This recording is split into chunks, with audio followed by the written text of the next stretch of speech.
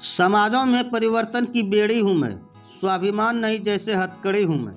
सारे दर्द दवाए मैंने अंदर ही अंदर, हर ख्वाब खुद मिटाने वाली नारी हूँ मैं। जब किसी घर में बच्ची का जन्म होता है तो पता है क्या होता है। छोटी सी बच्ची जिसके भविष्य का कोई अता पता नहीं होता है, वो आगे क्या करेगी, कैसे बनेगी, कैसा संसार होगा।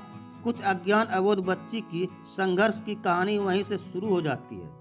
बच्ची का भविष्य जन्म से ही आंकने लगते हैं समाज। हाँ, अगर बच्ची की माँ का स्वभाव नहीं, लक्षण कहते हैं गांव में, वो ठीक हुआ तो थोड़ा सा ठीक आंका जाएगा। अगर बच्ची के माँ के घर यानी बच्ची के नाना नानी का खानदान दहेज में अच्छी वस्तुएं पैसा देते हैं तो उसका सम्मान बहुत ही अच्छे ढंग से होता है। वहीं हम मध्यम वर्ग की बात कहें तो चाहे बच्ची की माँ का लक्षण अच्छा ही क्यों ना हो, तो उसे नीचे की दृष्टि से देखते हैं अपने। हाँ, अगर घर वालों को लड़का चाहिए होता है और लड़की पैदा हो जाती है तो वहाँ अलग ही लांछन लगाया जाता है। उस वक्त माँ की ममता की परख नहीं करते हैं लोग कि वो जब पैदा हुए होंगे तो कैसा व्यवहार हुआ होगा उनके माँ के साथ। जरा अच्छी सी सोच नहीं गढ़ सकते हैं उसे, और बेहतर नहीं बदतर बनाने लगते हैं। वहीं अगर बेटा जन्म ले तो घर में दादा दादी, गांव समाज सभी खुशी मनाते हैं। नया भोज जग जाता है, चारों तरफ बधाइयाँ बजती है, मानो कोई त्यौहार हो। वहीं जब एक माँ का सवाल आता है तो माँ कभी भी अपने बच्चों में फर्क नहीं रखना चाहती है, लेकिन समाज के तानव से वो उभरने का सोच भी नहीं सकती है। उनके मन में भी भेद गढ़ दिए जाते, लड़का लड़की का फर्क समझाते रहते हैं। खैर कोई नहीं, आखिर माँ है, जैसे भी हो वो अपने बच्चों की खुशी ही चाहती है। बेटी हुआ तो नाराजगी देखिए समाज की।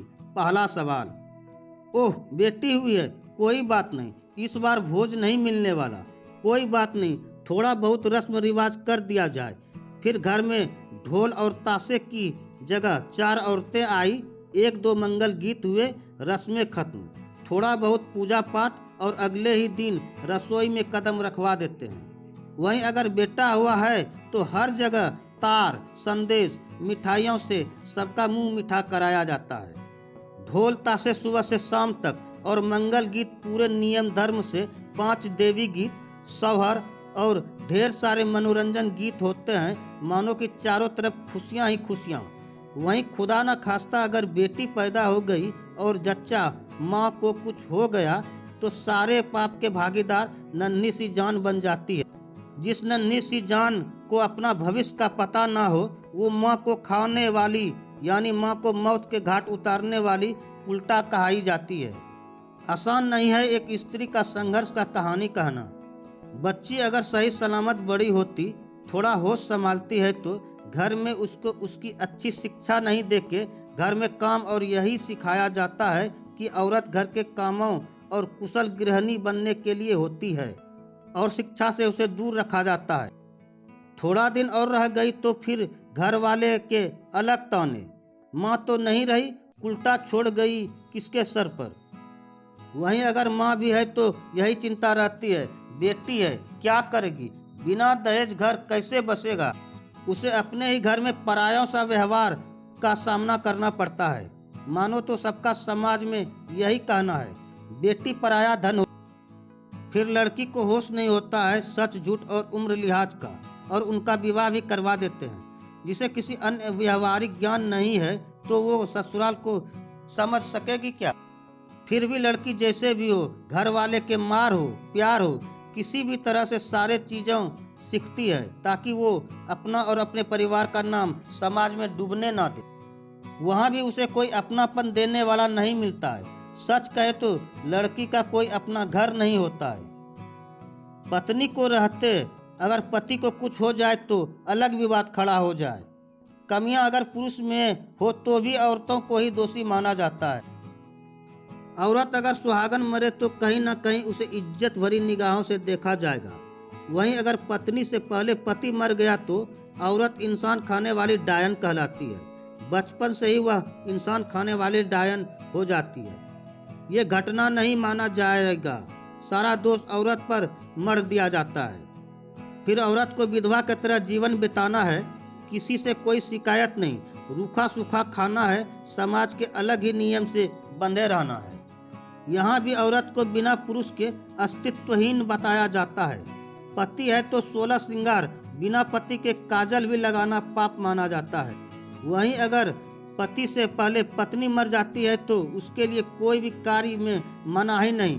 पत्नी के अंतिम संस्कार के बाद वो कुछ भी कर सकता है, जैसे वह नया लड़का है, वो दूसरी शादी, हंसी ठिठोली सब कर सकता है आम इंसान की तरह। लेकिन औरत के लिए ऐसा कोई नियम लागू नहीं है। आखिर क्यों? औरत पकवान बनाए, हर तरह के व्यंजन बनाए, लेकिन सबसे पहले अधिकार पुरुष को ही मिलता है। कभी सोचा है कि हमारा समाज सब दिन से लड़कियों को नीचे दबाते आए हैं, फिर भी कहते हैं बदलाव चाहिए, तो अपने एक कदम बढ़ाना जरूरी हो जाता है। गांव है तो वहां तक परिवर्तन की खबर और अच्छी सोच को फैलाने में थोड़ी देर लगेगी, लेकिन परिवर्तन एक दिन आएगा जरूर। अब ऐसा नहीं है कि परिवर्तन नहीं आया है, लेकिन थोड़ा बहुत। एक भी दिन ऐसा ना गया हो कि अखबार के पन्नों पर ऐसी घटनाओं को नहीं दर्शाया गया हो।